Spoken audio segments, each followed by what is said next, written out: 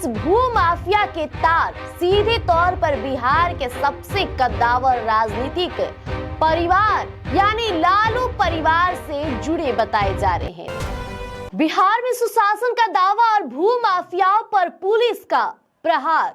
लेकिन जब रसूखदार चेहरे पुलिस की गिरफ्त में आते हैं तो सत्ता के गलियारों में हलचल तेज हो जाती है।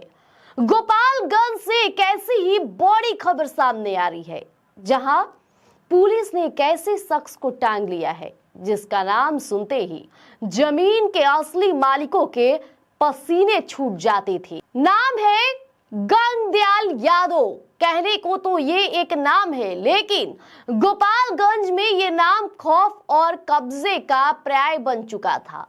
और सबसे चौंकाने वाली बात, इस भू माफिया के तार सीधे तौर पर बिहार के सबसे कद्दावर राजनीतिक परिवार यानी लालू परिवार से जुड़े बताए जा रहे हैं। तस्वीर देखिए अपनी स्क्रीन पर।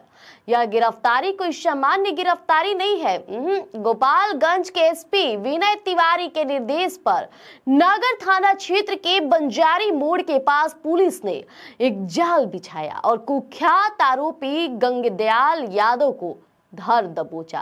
देखिए, पुलिस की ये जो कार्रवाई है इतनी गुप्त थी कि गैंग को संभालने का मौका तक भी नहीं मिला और गंगदयाल के साथ साथ 3 और अन्य संदिग्धों को भी हिरासत में लिया गया है। अब बात करते हैं, आरोप बेहद संगीन है। गरीबों की जमीन हड़पना, फर्जी दस्तावेज के जरिए कब्जा करना और विरोध करने वालों को बाहुबल से डराना।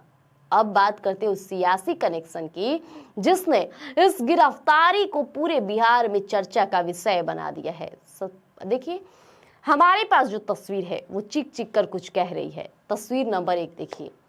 इसमें गंगदयाल यादव बिहार के पूर्व उप मुख्यमंत्री और नेता प्रतिपक्ष तेजस्वी यादव के साथ बिल्कुल बगल में खड़ा नजर आ रहा है।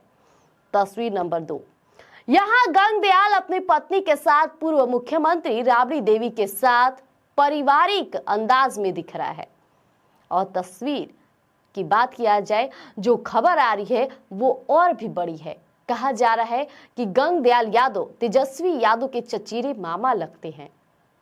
हालांकि इस रिश्ते की आधिकारिक पुष्टि होना अभी बाकी है, लेकिन लालू परिवार के साथ इनकी नजदीकी और हर बड़े कार्यक्रम में मौजूदगी यह बताने के लिए काफी है कि यह जो भू माफिया को किसका संरक्षण प्राप्त था।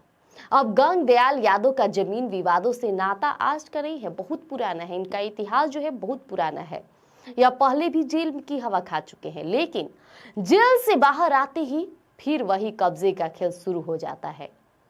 स्थानीय लोगों की माने तो गंगदयाल का काम करने का तरीका बिल्कुल फिल्मी था। किसी की पुश्तैनी जमीन देखी, उस पर विवाद खड़ा किया और फिर अपने राजनीतिक रसूख का डर दिखाकर उससे कौड़ियों के दाम पर हथिया लिया। गोपालगंज में ये गिरोह लंबे समय से सक्रिय था, लेकिन इस बार एसपी विनय तिवारी के तेवर कुछ अलग है। उन्होंने साफ संदेश दे दिया, चाहे कोई कितना भी बड़ा रसूखदार क्यों ना हो, अगर गरीबों की जमीन छीनी है तो सलाखों के पीछे जाना ही होगा। अब सवाल ये उठता है कि क्या लालू परिवार को अपने इस करीबी के कारनामों की खबर नहीं थी, या फिर सत्ता और रसूख की आड़ में ये साम्राज्य को फलने फूलने दिया गया। विपक्ष अब हमलावर है और गोपालगंज में पुलिस गंगदयाल से पूछताछ कर रही है। पुलिस यह जानना चाहती है कि इस नेटवर्क में और कितने सफेद पोस्ट शामिल हैं, कितने लोगों की जमीनें अब भी इस गिरोह के कब्जे में है और क्या इस मामा के पीछे कोई बड़ा भांजा या भतीजा खड़ा था। तो बिहार में जमीन का खेल हमेशा से खूनी और विवादित रहा है, लेकिन जब रक्षक ही भक्षक के साथ तस्वीरों में मुस्कुराते नजर आए तो जनता का भरोसा बिखर जाता है, डगमगा जाता है। और गंगदयाल की गिरफ्तारी तो सिर्फ शुरुआत है। देखना यह होगा कि पुलिस की ये जांच लालू परिवार की दहलीज तक कब पहुंचती है या नहीं पहुंचती है। इस मामले पर हमारी पैनी नजर बनी रहेगी। जल्द अपडेट लेकर आएंगे। फिलहाल के लिए इतना ही। देखते रहिए स्वराज पोस्ट।